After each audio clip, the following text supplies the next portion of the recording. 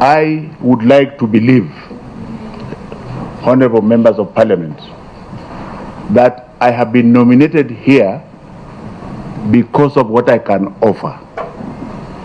If I was nominated here to represent the Jaluos, then I would ask you not to approve my appointment.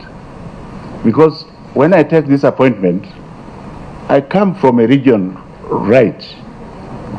But if you want me to serve political interest, with all due respect and humility, I am the wrong person for that appointment. I would like to see Kenya as a nation. I would not like to be taken to a silo where you say, well, you represent Siaya. God forbid. And even if you are to ask His Excellency, the President, in his wisdom, I think he knows why he has brought me here. If we are serious that we are a people that want change, then I'm thinking like the President, because what I do personally myself, and you can go to the University of Nairobi the years I was there, when you look for talent in the group, every region will come there automatically. Like I've told you, there's an intelligent person in every community. So the bottom line is ability to perform the task that you want. And even throughout my life during interviews, God forbid, but if you are not able to do the job, excuse me please, it doesn't matter who you are. That is why Nairobi, that's why the University of Nairobi was transformed into what it was. If I had said, let me first of all check, are you a Jaluo? And secondly, do you come from Siaya? That university would never have woken up. The examples I have, for example, my most loyal bodyguard, Mr. To Kiplangat, for 10 years. Why was he not a Jaluo? So I'm not going to be taken to that level. And please don't take me there, because I feel that if I can't serve the nation, then you let me do other things. I can do other things. In terms of regional and gender balance, I am very much aware of the legal requirements, including the people who are living with disability, Honorable Sankok. And I can assure you that I am a warrior in that section. I know that we are required to get at least 5% when you are employing of people with disability. But being disabled is not enough. You first of all must be able to do the task that we want. And I hope I'm talking very strongly here, Honorable Speaker, sir, because if I'm not able to do this, I shall not give you results. And I'm not one of those people who wants to come and stay here for 3.5 years, and then when you say, well, what did Professor leave in the ministry? They are very good processes, but there's nothing you can measure. So I hope together, with your understanding, I should be able to make a difference. Thank you very much. Looks like Professor has woken up everybody. Yeah. Let me begin with... No, I'm ready.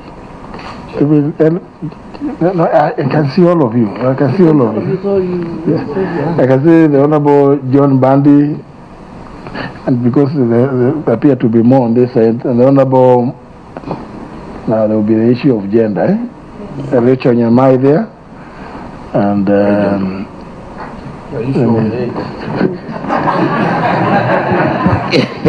okay, the Honorable Jimmy Angweni on account of age. 3. We start with the Honorable John Bandi. Thank you very much, Mr. Speaker. And first of all, allow me to congratulate Professor for the nomination to serve in this ministry. I also want, it's not really a conflict of interest, but just to declare that Professor Magoha was actually my boss when he was the DVC A&F at the University of Nairobi, and I was a senior accountant. Having said that, I have 2 quick questions. The first one, we are required by law to assess the ability, experience, and qualities. Those are 3 parameters of a nominee. And looking at your CV, your resume, and your experience, you have the experience, the ability speaks for itself. So I will confine myself to qualities. And number 1 is the public service that Kenyans can remember about you have been in two places. There are others, but these are standing out. Number one is University of Nairobi, and number two is being the chair of Kenya National Examination Council. There are people who have praised your ability to run or to steer those institutions, but there are also critics. And your critics say that you are too mechanical in your approach to management. When you came to the University of Nairobi, you actually, there used to be a lot of strikes, but the way you dealt with it is like suppression and dictatorship. And you went to NEC, and there were a lot of issues with exams. And you have somehow, it appears to us you have fixed it. But again, or you are among the people who fixed it. But again, there is the feeling that it is mechanical.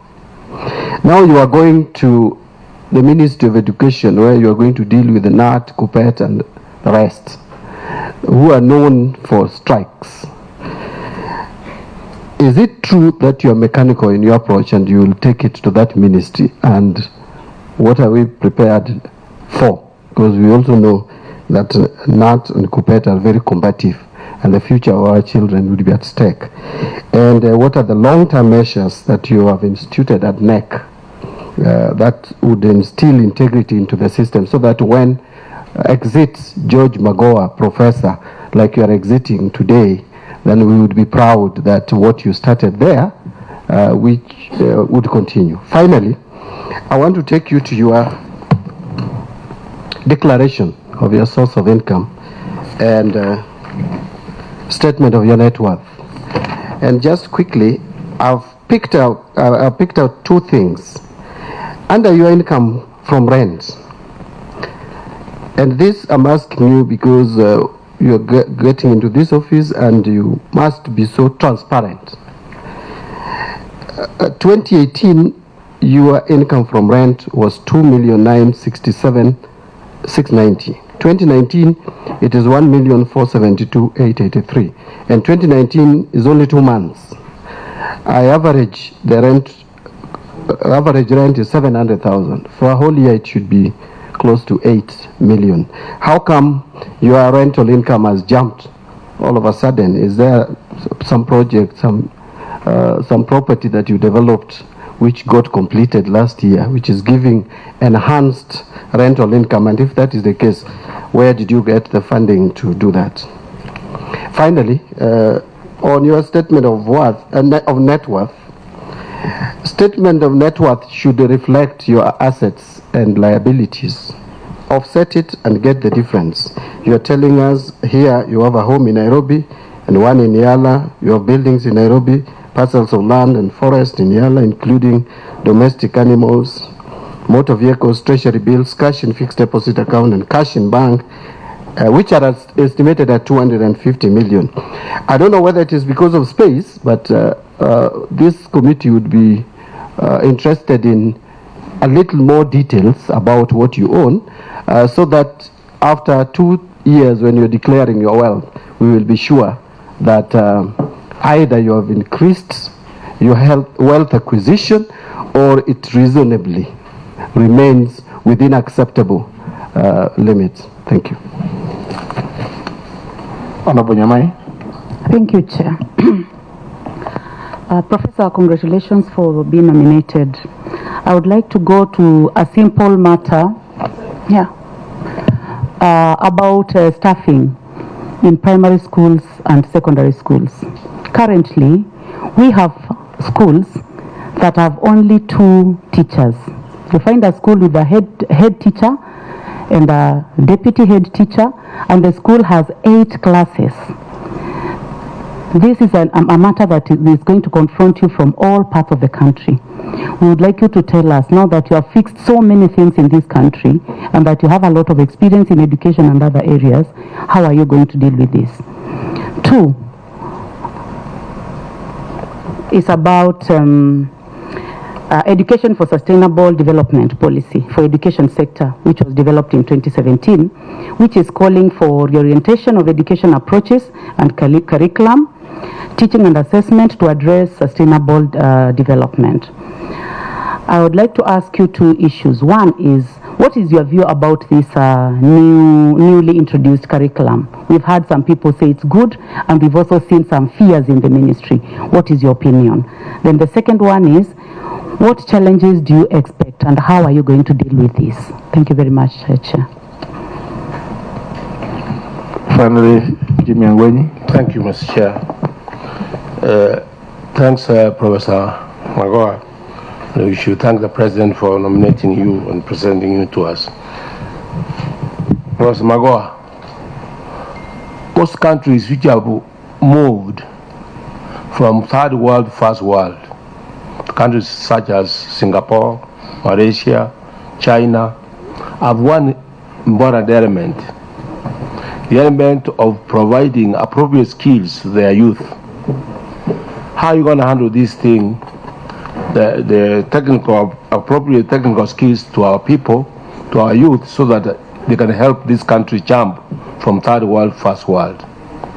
Two, they have been, it has come to our notice in recent times that some of the universities are offering unapproved programs, and some students have even graduated on those unapproved programs. How are you going to handle that?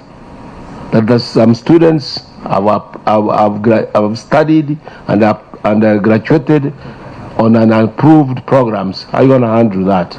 Thank you. Yeah, over to you, Professor Magoha.